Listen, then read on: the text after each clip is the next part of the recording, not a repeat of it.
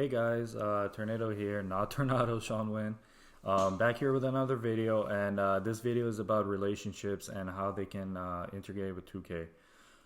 Firstly, let me introduce my girlfriend Stephany. Hello. And famous, don't try it. I know you want to, but don't.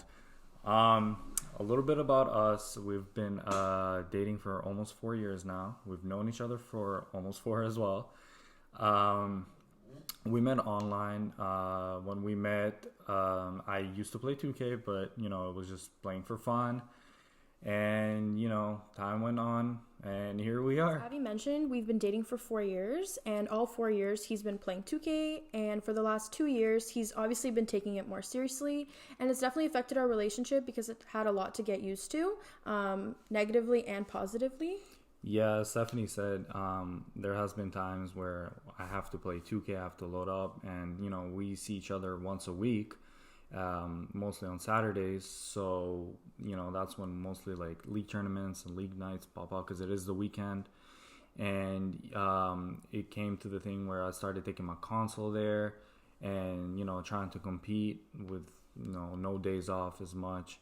Yeah, exactly. And for me myself, like it took a lot to get used to, and I've obviously it's new for me as well, this whole idea of competing and playing the game competitively. I'm not really familiar with that, so it took a lot of understanding just to understand how serious it is for him, how much he values it, how much he prioritizes it. And it took a lot to just understand that though our relationship is a priority for him as well, the 2K in general is a priority for him, and we kind of had to work together to understand how to balance both spending time together and allowing him to have time to play the game. Yeah, on top of that, by balancing, we went on vacation a couple times. We went to Dominican Republic one time. We went to Mexico as well. And on top of that, we went to New York, and, that's how we ended up at the draft. My teammate Delusion, he was getting drafted, and we went out to support him. It was last February of 2020. Yeah. And again, at that point, I was understanding a little bit more. And Abby came up to me, and he was just pitching the idea of us going to New York and not only taking a trip for ourselves and spending time with each other, but also going there to support his teammate. And I just thought that was a great idea. I guess kind of it gave us an opportunity to not only spend time together, but also go there and like support his teammates. And that really showed a lot that he wanted to go out of his way, took time off of work, to go out and just show support and meet people from the community. And it was a really good experience, and I'm really glad that we did that. And on top of that, it's not easy because, people know that we're from Canada, and people always joke around like, wow, you flew from Canada, like just, to watch some people get drafted. But like, people got to understand, it's just more than that. It's the connections I've personally built throughout the community, and it's the people I've supported and the same people who support me back. I've met some great people there. And one of my favorite moments there was meeting You Famous Enough and Alex, because as soon as Delusion got drafted, they treated us like we're their own people as well. They took us to dinner. I met some great people there. I met Shifty, Hotshot, Peroxide. I met A Rooks, Versa. I also met Arkel. And, after that, I met Tactic. I met Truth. I met a lot of great people there. And those guys are still guys I sometimes talk to every day, sometimes here and there, but like really, really great guys. You know? And I think it was a really good idea that we went out there. Obviously, meeting people in the community via Twitter or social media applications is great, but actually going in person, it just amplifies the whole thing. And I just saw from behind the scenes how much it meant to him, and how much he as an Avi, like how much it meant to him to actually meet these people in person, people that he's been speaking to, like some for years, to actually meet them in person. It's a whole different ballgame. And playing against them, and sorry, I forgot to mention Glenn. Glenn's a great guy, by the way. So. So it was really, just from my perspective, it was really great to see how much this meant to Avi, and how much he really prioritized going out of his way for us to fly out and spend time and take time out of our personal lives, for example, to go and do this. Yeah, and like I feel like in this community I have a lot of support, a lot of great guys. When I made the season 4 draft pool, I had tremendous amount of support from people in the community, and that's when Stephany also, started to realize a little bit more about it. They're like, wow, like you actually have a chance of getting drafted, and like that was big for her too.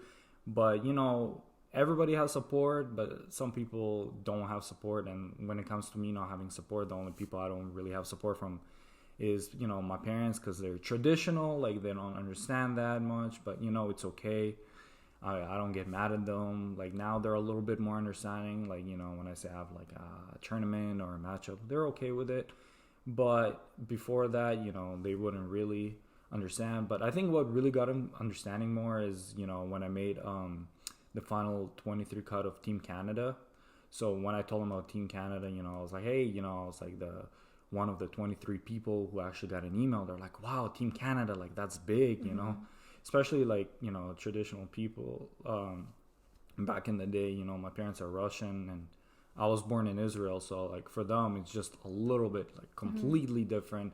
They don't understand. They're just used to the regular 9 to 5. But, yeah.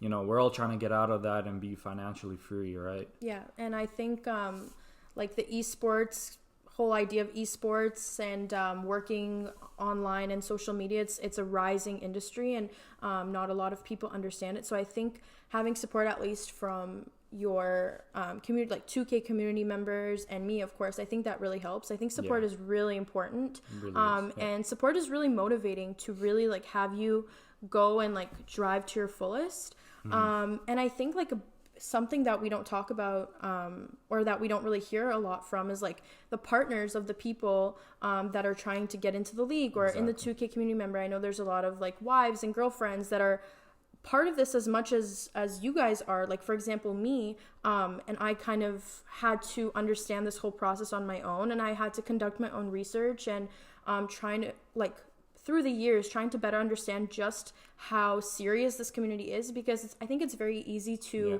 just think that, oh, it's just a video game and nothing can come out of it. But it's not like that at all. And with the years and with time and with communication and understanding certain things, I've come to terms that this is a passion for you and it's a dream, and that you can do it. And I think that's really important. And I think it's really beneficial for you to have my support.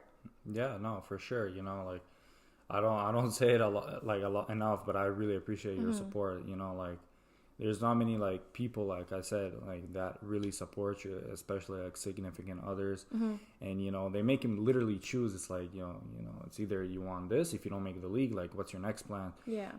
So just do what you gotta do and strive for your goals. Exactly. And I think from the 2K game, I was able to see a lot of character traits from Abby that maybe I didn't pay attention to before. Like, for example, how he's so hardworking. He's hardworking in general, but I mean, he puts a lot of time and a lot of effort into the game. He's very selfless. I know people who follow him on Twitter, you guys know that he is always on his phone. Like, sometimes I get annoyed, but I know it's like he's out there. But it's for the best. Exactly. I'm helping the community, and she understands that. Exactly. So. Yeah. He's always talking to people, always giving advice, always reaching out to people, giving out a helping hand. Like, not a lot of people do that.